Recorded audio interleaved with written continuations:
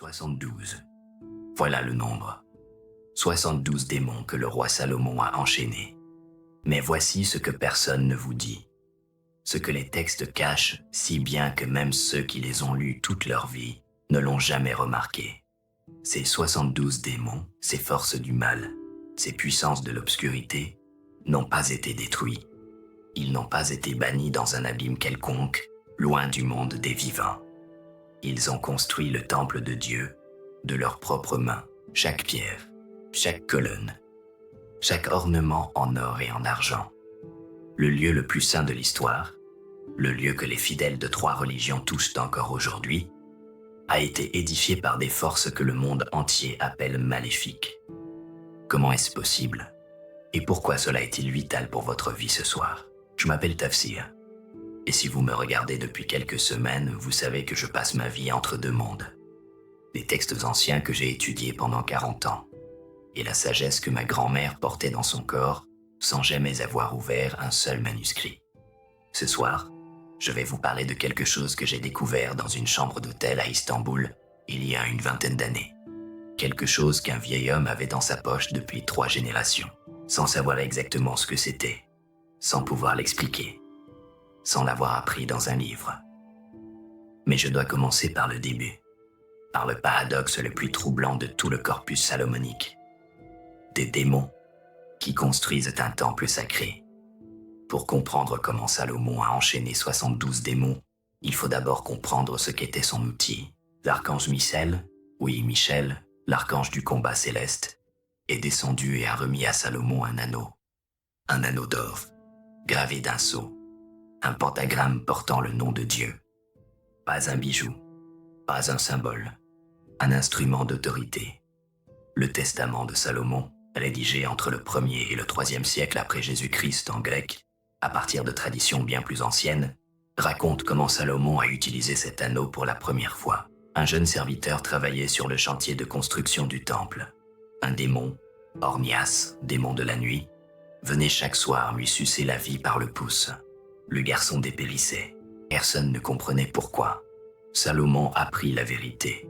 Et voici ce qu'il fit. Il n'a pas envoyé une armée. Il n'a pas organisé un exorcisme.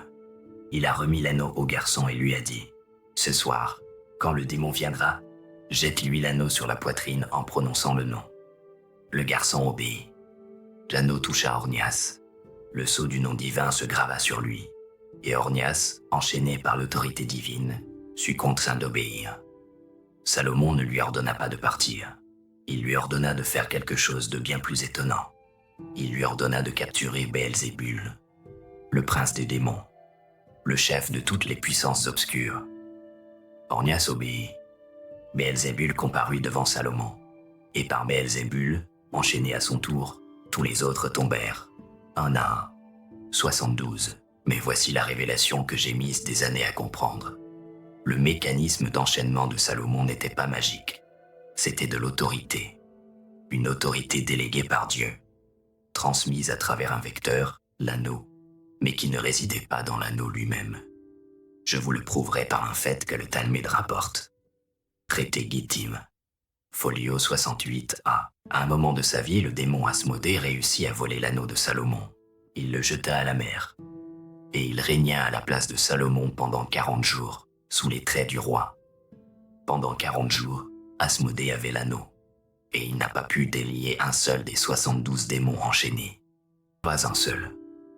Parce que le sceau ne fonctionnait que dans les mains de celui à qui Dieu avait accordé l'autorité. L'anneau était le vecteur. L'autorité était la chaîne. Et l'autorité n'était pas une propriété de l'objet. C'était une relation. Une relation entre Salomon et Dieu. Asmodée avait le symbole. Il n'avait pas l'autorité. Et les 72 démons restèrent enchaînés, même sans l'anneau, parce que la relation, elle, n'avait pas changé. Maintenant, voici la chose qui m'a stupéfié lors de mes premières lectures du testament de Salomon. Salomon interroge chaque démon, un par un. Il leur pose des questions. Votre nom, votre fonction, ce qui peut vous contraindre. Et il établit une liste. 72 démons, 72 fonctions, 72 faiblesses. et à chaque démon correspond un nom divin opposé. Pas par hasard. Par conception, le Shem Hamephorash, les 72 noms sacrés de Dieu, est tiré de l'Exode, chapitre 14, versets 19 à 21. 3 versets de 72 lettres chacun, lus en alternant gauche-droite et droite-gauche, ce qu'on appelle la méthode boustrophédon. Chaque triplet de lettres, suffixé L ou Ya, désigne un ange particulier.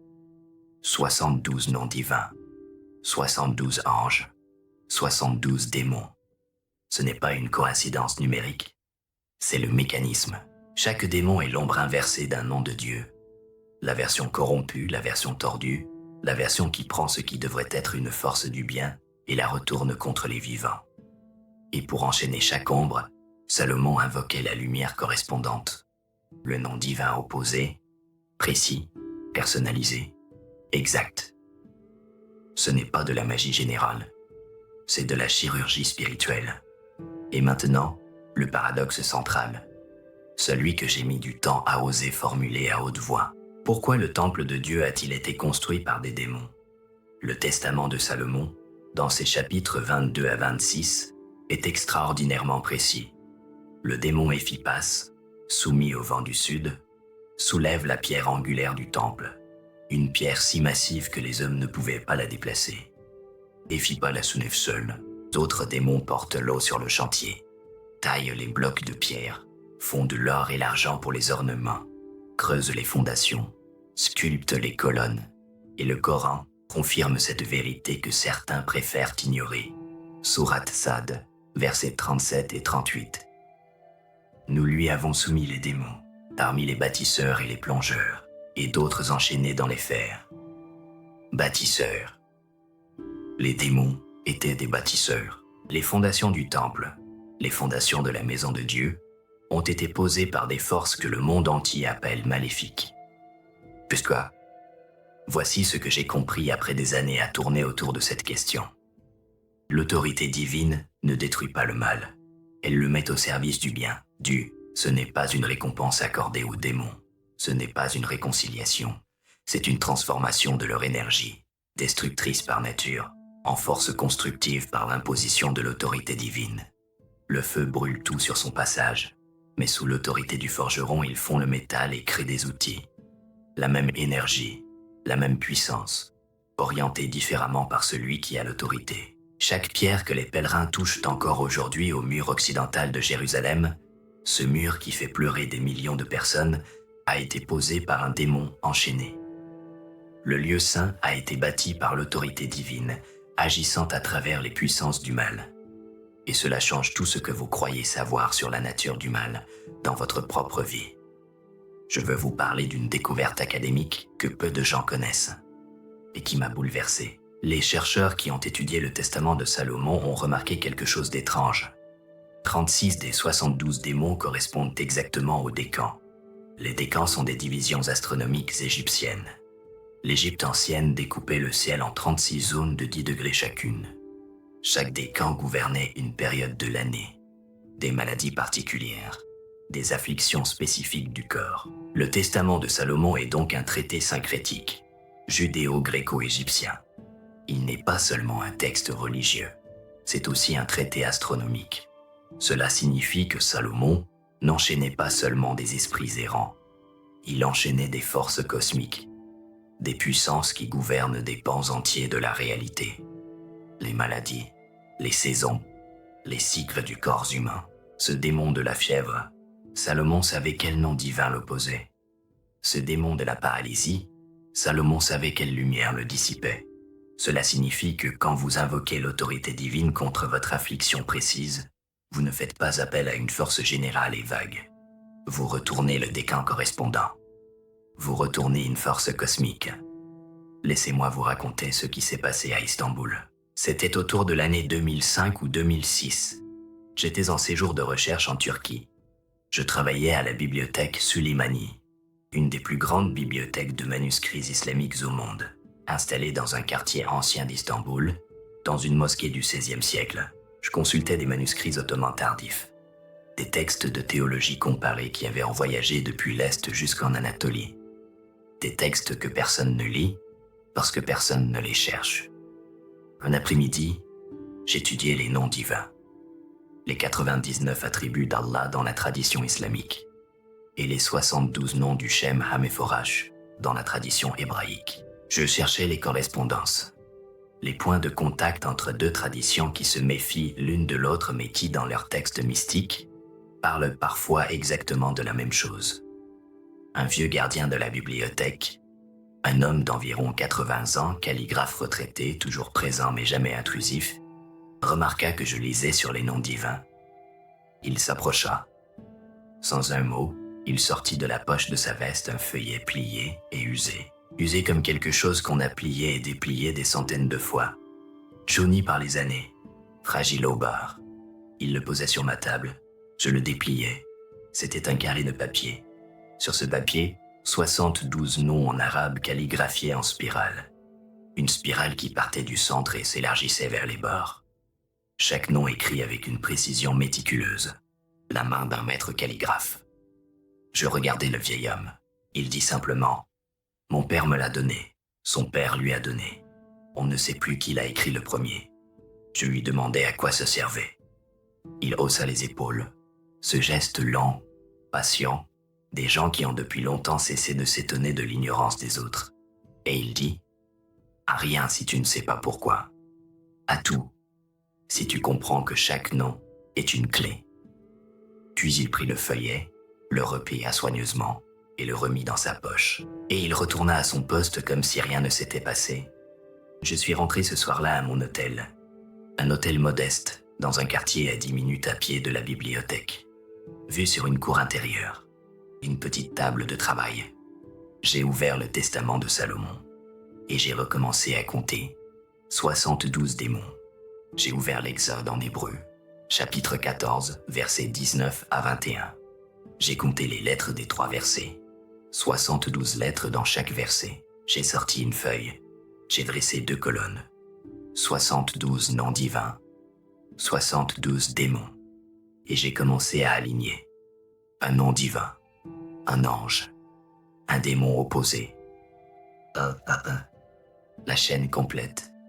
Ce que le vieil homme portait dans sa poche depuis 3 générations, transmis de père en fils, sans que personne ne sache plus qui l'avait écrit, n'était pas une amulette, ce n'était pas un talisman, ce n'était pas de la superstition, c'était la liste des clés de Salomon. 72 clés, 72 serrures, un pour chaque démon, un pour chaque affliction, un pour chaque force cosmique que l'obscurité dirige contre les vivants.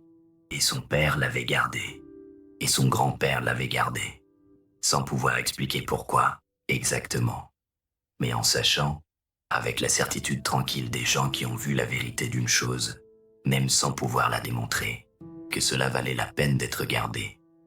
Maintenant, laissez-moi vous parler du nombre 72, parce que ce n'est pas un chiffre arbitraire. Dans la tradition biblique, 72 anciens qui ont accompagné Moïse au Sinaï, 72 disciples envoyés par Jésus dans l'évangile de Luc, chapitre 10, verset 1, 72 traducteurs qui ont traduit la Torah en grec, la Septante, à Alexandrie, selon la légende.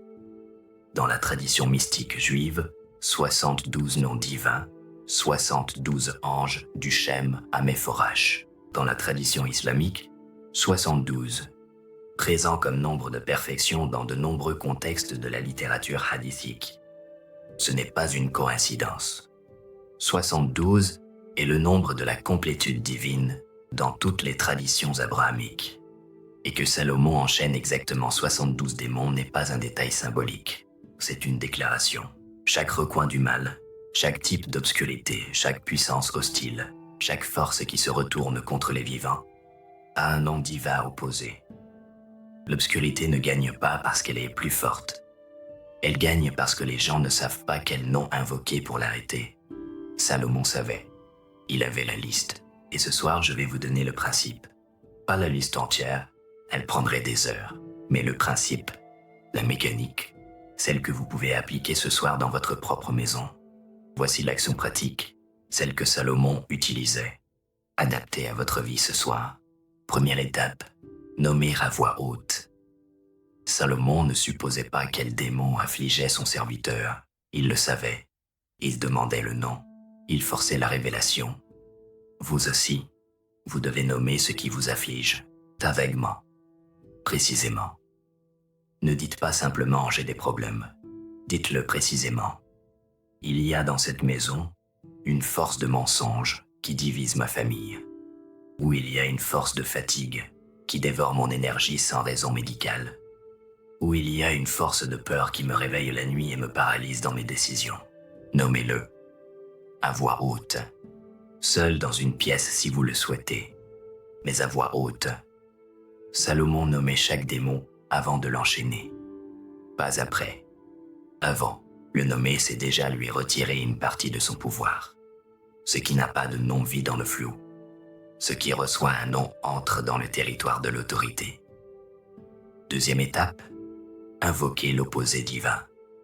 Après avoir nommé ce qui vous afflige, pas le démon par son nom salomonique, mais l'affliction concrète, invoquez le nom divin opposé selon votre tradition. Si vous êtes musulman, Bismillah ar-Rahman ar-Rahim. Au nom d'Allah, je délimite cette maison. Que tout esprit qui entre ici soit soumis à l'autorité d'Allah comme les djinns étaient soumis à Sulaiman. Si vous êtes chrétien ou juif, au nom du Père, du Fils et du Saint-Esprit, je plante ici l'autorité de Dieu comme Salomon plantait son sceau. Que ce lieu soit sous sa protection ce soir. Vous ne demandez pas, vous déclarez. Vous plantez un sceau. Troisième étape, marchez dans chaque pièce. Salomon ne délimitait pas l'espace depuis l'entrée. Il le parcourait pièce par pièce. C'est de même. Entrez dans chaque pièce de votre maison. Prononcez l'invocation. Marchez jusqu'aux 4 coins. Ce n'est pas du théâtre. C'est une réclamation territoriale. Vous déclarez, cet espace appartient à celui que je sers. Rien n'entre ici qui n'a pas son autorisation. Quatrième étape, la régularité. Et c'est peut-être la plus importante. L'enchaînement de Salomon n'était pas un acte unique. Le Coran le confirme. Sourate Sand, versets 36 à 39. Sulaiman reçoit l'autorité et la maintient quotidiennement. Ce n'est pas une victoire ancienne qu'il contemple. C'est une autorité exercée chaque jour. Renouvelez ce geste. Chaque semaine, chaque nouvelle lune, chaque premier du mois. Choisissez votre rythme, mais maintenez-le. Parce que la porte qu'on ferme ce soir doit être vérifiée la semaine prochaine. Voici ce que je veux que vous emportiez de ce soir. L'autorité divine ne détruit pas le mal, elle le retourne. Votre vie a peut-être des zones d'obscurité que vous portez depuis des années, des afflictions que vous n'arrivez pas à nommer clairement, des fatigues inexpliquées, des peurs qui reviennent, des divisions dans vos relations, des blocages que rien ne semble pouvoir résoudre. Le roi Salomon n'a pas éliminé les 72 démons. Il les a mis au travail. Ils ont construit le temple, et chaque pierre de ce temple, chaque effort de transformation d'une force destructrice en force constructive, est une déclaration. Le mal a un inverse divin exact. Pour chaque obscurité, il existe une lumière correspondante. Pour chaque affliction, un nom de Dieu opposé. Et l'autorité pour invoquer cette lumière n'est pas réservée au roi. Elle n'est pas réservée aux lettrés. Elle n'est pas réservée aux puissants. Elle a été transmise.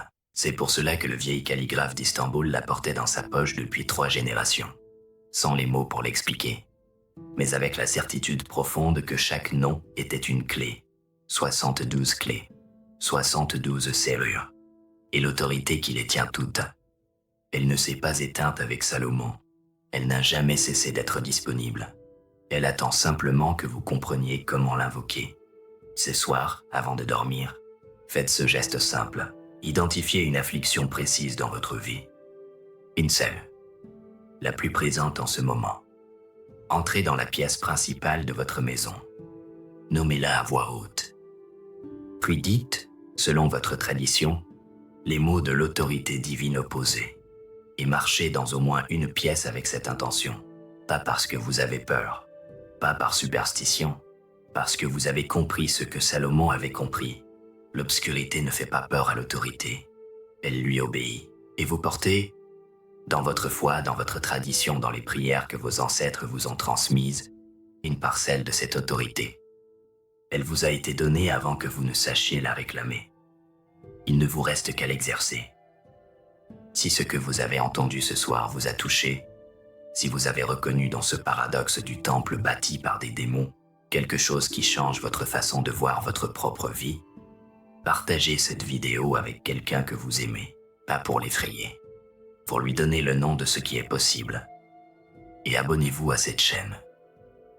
Parce que la prochaine fois, je vous parlerai de ce que les textes salomoniques révèlent sur les mots que Salomon prononçait quand il se réveillait brusquement la nuit, et comment ces mots peuvent faire reculer ce qui s'approche dans l'obscurité. Que la sagesse de Salomon vous protège cette nuit. Que la paix soit avec vous, mes amis.